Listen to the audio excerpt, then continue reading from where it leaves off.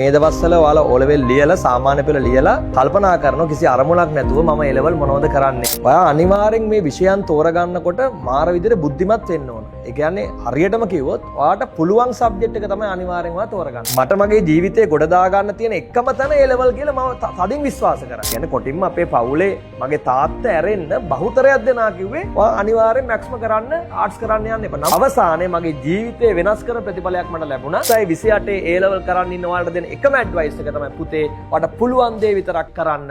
ඔබයි ඔබේ ජයග්‍රහණේ නිර්මාතෘවරේ අන් කිසිවෙක් නෙවෙයි. ඔයා තමයි තීරණය කරන්න ඕන. ඔයාට පුළුවන් මොකද්ද? ඔයාගේ හෘද සාක්ෂියෙන් අහන්න. ඒක යාළුවා කිව්වට, අම්මා තාත්තා කිව්වට, සමාජ මිනිස්සු කිව්වට එයාලට ඔයාගේ ජීවිතේ තීරණ ගන්න දෙන්න එපා. ඔයා තමයි ඔයාගේ ජයග්‍රහණේ නිර්මාතෘවරයා.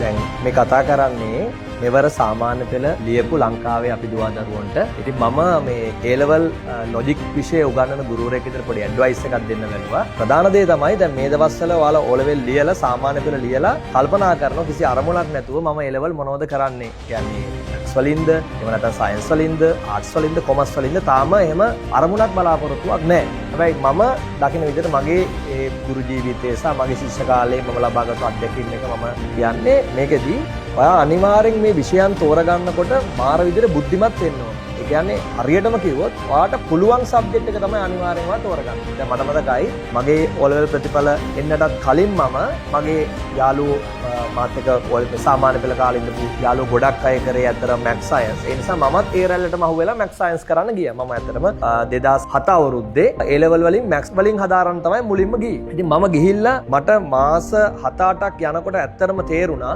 මොකද මට මගේ ජීවිතේ ගොඩ දා ගන්න තිබිච්ච එකම මාර්ගය A level විතරයි. මොකද මගේ තාත්තා ගමේ අහිංසක ගොවියෙක්. ඒතර මගේ අම්මා මේ කාලේ ජීවිතුන් අතර හිටියේ නැහැ. එතකොට අනිවාර්යෙන් මට මගේ ජීවිතේ ගොඩ දා ගන්න තියෙන එකම තැන A level කියලා මම තදින් විශ්වාස කරා. හැබැයි මම එතකොට මගේ අර යාළුවන්ට ඒ කුලකයට අහුවෙලා ඒ රැල්ලට ගිහිල්ලා මං උසස් පෙළ මැක්ස් වලින් හැදෑරුවට මට තේරුණා මේක කරගෙන යන්න බෑ. මේක මං කරගෙන ගියොත් අනිවාර්යෙන් මට S3කට වඩා වැඩියෙන් ගන්න බෑ. හරි? ඒ නිසා මං කල්පනා කරා මට පුළුවන් මගේ ඇඟේ තියෙන්නේ ආර්ට්ස්. මගේ ඇඟේ තියෙන්නේ කලාව. ඒ නිසා මම කල්පනා කරා අනිවාර්යෙන් මම මේ සබ්ජෙක්ට්ස් එක අතෑරලා මැක්ස් කරන එක අතෑරලා ආර්ට්ස් කරන්න එන්න ඕන කියලා මම ආර්ට්ස් කරන්න ආවා. එතකොට ඉතින් ගොඩක් අය කිව්වේ ෆේල් වෙන්න හරි මැක්ස් කරන්න. හරි ආර්ට්ස් කරලා වැඩක් නැහැ. එහෙම තමයි මම සමාජේ ගොඩක් අය කිව්වේ. කියන්නේ කොටින්ම අපේ පවුලේ මගේ තාත්තා ඇරෙන්න බහුතරයක් දෙනා කිව්වේ ඔයා අනිවාර්යෙන් මැක්ස්ම කරන්න ආර්ට්ස් කරන්න යන්න එපා. නමුත් මගේ තාත්තා කිව්වේ එකම දේ තමයි මට එහෙම ඕක ගැන අවබෝධයක් නැහැ. උඹට පුළුවන් දේ ඔබ කරපන්. මම උඹට කොහොම හරි මේ ඉඩකඩම් හරි විකුණලා මම උඹට උගන්වන්නම්. උඹට පුළුවන් දේ උඹ කරපන් කියන මොරාල් එක තමයි තාත්තා දුන්නේ. ඒ මොරාල් එකත් එක මම නැගිට්ටා. ලොජික් එක තව සුපිරි සබ්ජෙක්ට් දෙකක් තෝරගත්තා. මම ඇත්තට මේ කාලේ කරේ ලොජික් පොලිටිකල් සිංහල. ඒ තුන තෝරගෙන මම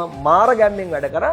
2007 A level විභාගෙට මට තිබුණේ ඇත්තටම ඒතර අවුරුද්දයි මාස එකක් වගේ කාලයක්. නමුත් මම මාර කැපවීමෙන් අර මුල් ලෙසන් ටිකත් කවර් කරගෙන හොඳට වැඩ කරා. අවසානයේ මගේ ජීවිතේ වෙනස් කරන ප්‍රතිඵලයක් මට ලැබුණා. තාම ලංකාවේ තරංකාරී දිස්ත්‍රික් එක ඉහළම ප්‍රතිඵලය අරගෙන මට පුළුවන් වුණා ලංකාවේ හොඳම විශ්වවිද්‍යාලයට කොළඹ විශ්වවිද්‍යාලයට එන්න.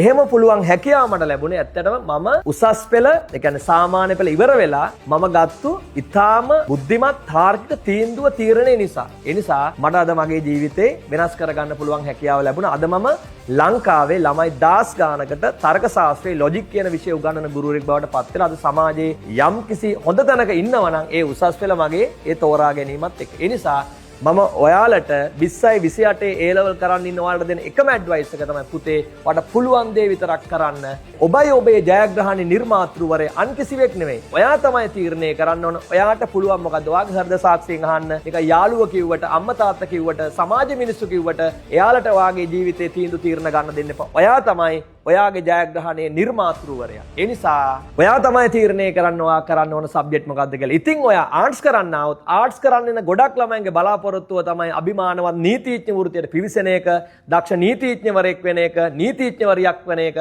අන්න ඒකට ලංකාවේ තියෙන ආර්ට්ස් වල තියෙන ඉසඩ් එක වැඩිම හොඳම සබ්ජෙක්ට් එක තමයි ලොජික්. ඉතින් මම මගේ අත්දැකීම ඔයාලට කිව්වේ. නමුත් ඔයාලට තාර්කිකව බුද්ධිමත්ව කල්පනා කරලා බලලා තීරණයක් ගන්න පුළුවන්.